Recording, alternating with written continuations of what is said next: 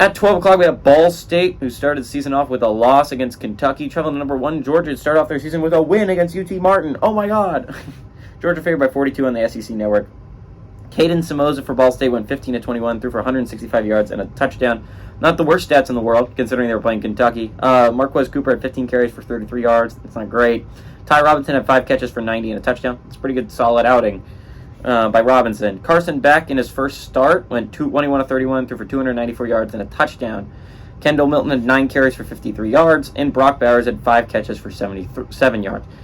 Georgia didn't start out amazingly well against UT Martin. UT Martin kept it somewhat close the entire first half. Obviously, Georgia ran away with it in the second half. They're the number 1 team in the nation, and it's UT Martin. But UT Martin kept that game closer than it should have been for the first half, at least. Ball State actually had a lead against Kentucky at one point. That looked like a possible upset at one point before Kentucky started to run away with it.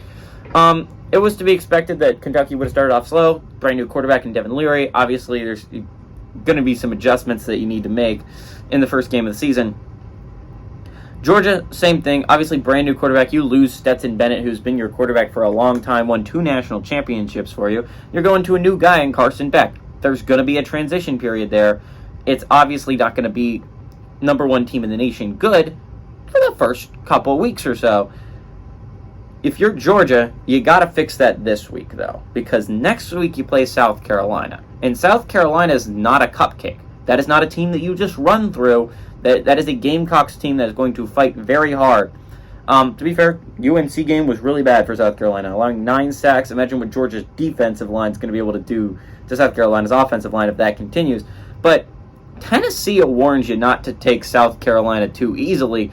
Again, South Carolina beat Tennessee last year, and without that loss, Tennessee is a possible playoff team. There's at least a debate between them and Ohio State. Likely, if it depends, like, if you're looking at it, Tennessee lost badly to Georgia, Ohio State lost badly to Michigan.